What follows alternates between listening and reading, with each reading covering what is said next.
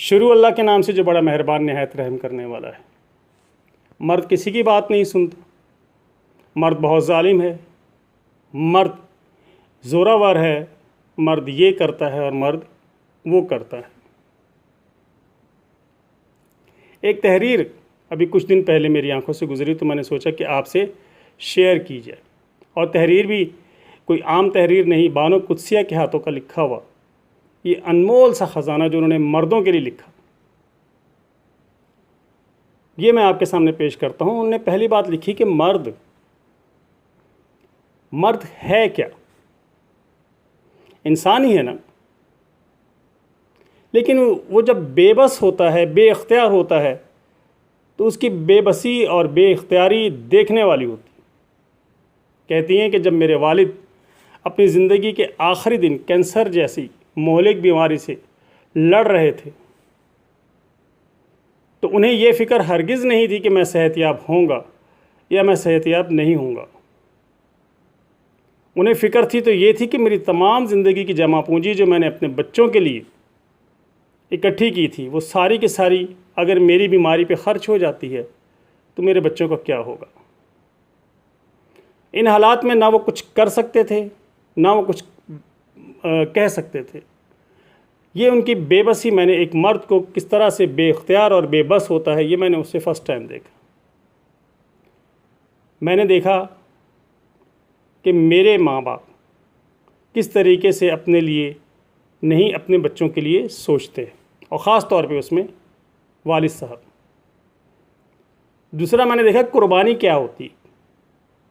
ये बानो कुदसी अपनी तहरीर में बता रही है कि एक ईद बाज़ार में जिस तरह से छोटे छोटे स्टॉल लगे होते हैं और लोग वहाँ पर शॉपिंग कर रहे होते हैं ईद की, तो फरमाती हैं कि मैं भी वहाँ गई ईद की शॉपिंग करने। तो जैसे जैसे मैं चलती जा रही थी मेरे पीछे पीछे एक फैमिली, मियाँ बीवी और 2 बच्चे थे, वो भी चले आ रहे थे। बीवी अपने शौहर से कहती है कि मेरी शॉपिंग तो पूरी हो गई, बच्चों की भी तमाम चीज़ें ले ली मैंने, आपने भी अपने लिए ईद के लिए एक कुर्ता ले लिया है, तो देखें कोई स्टॉल जूतियों वाला हो तो वहाँ से अपने लिए एक चप्पल भी ले लें। शौहर ने पलट कर उसे कहा कि तुम मेरी फ़िक्र ना करो, तुम्हें अगर और कुछ लेना है तो तुम ले लो। वो जो पिछली ईद पर मैंने चप्पल ली थी वो बहुत कम पहनी है, अभी नई ही तो है, मैं वो पहन लूँगा। रश बहुत है, तुमने जो लेना है लो ताकि कल तुम दोबारा इस बाज़ार में ना आओ। ये कान में अल्फाज पढ़ने थे तो मैंने उस मर्द की तरफ देखा जो ये सब कुछ करने के बाद बहुत खुश था, यानी वो कुर्बानी देने के बाद भी खुश था। इशार करता है, दूसरों को खुशियाँ बांटता है, मर्द अपनी खुशियों को शेयर करता है। तो किस तरह से करता है? मर्द जब अपने लिए कोई चीज़ लेता है, कोई शर्ट ले ली, कोई पेन ले लिया, कोई परफ्यूम ले लिया, कोई बेल्ट ले लिया, कोई पतलून ले ली, और इसकी जेब अगर इजाज़त देती है तो एक चीज़ और ले लेगा। एक शर्ट के बजाय 2 शर्ट्स ले लेगा कि जनाब छोटा भाई पहनेगा वो भी खुश होगा। अगर छोटा भाई नहीं है तो बेटा पहनेगा वो खुश होगा। ये अब्बा के लिए भी कुछ ले लेते हैं, अब्बा पहनेंगे वो खुश होंगे। जब वो अपनी बीवी के लिए, अपनी बेटी के लिए कुछ लेता है तो साथ ही अपनी माँ के लिए भी और अपनी बहन के लिए भी चीज़ें लेता है। वो सबको खुशियाँ देता है, खुशियाँ बांटता है। ज़ब्त उस वक्त देखा कि जब एक 60 साल की उम्र में एक शख्स की बेटी अपने 3 बच्चों के साथ तलाक लेकर घर वापस आती है।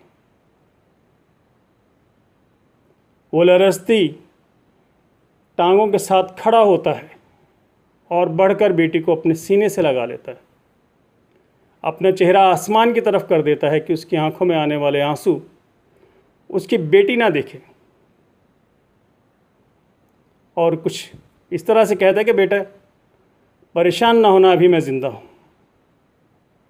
वो रोना चाहता है लेकिन वो रो नहीं पाता कि ये एक जुमला उसके कानों में गूंजता रहता है कि मर्द कभी रोते नहीं। ये एक ऐसी तहरीर है कि जो मुझे बेताब कर गई, बेचैन कर गई कि वाकई इससे अच्छी डेफिनेशन तो हो नहीं सकती। तहफ़्फ़ुज़ वो इस तरह से प्रोवाइड करता है। वो उसका मुज़ाहरा कहती हैं कि मैंने एक सड़क पर देखा, बहुत मसरूफ़ तरीन शाहराह थी, एक फैमिली सड़क क्रॉस कर रही थी, सबसे आगे मर्द चला कि अगर खुदा न खास्ता कोई गाड़ी हिट करती है तो उसके बच्चों को हिट ना करे, पहले उसे हिट करे, पीछे उसकी बीवी और साथ उसके बच्चे, और ताकीद करता रहा कि देखो मेरे पीछे चलना, आगे ना आना। फिर भी मर्द बेवकूफ़ी रहता है। सारी उम्र वो यही कुछ करता है। अल्लाह हर मर्द को कामयाब मर्द बनाए औरतों की नज़र।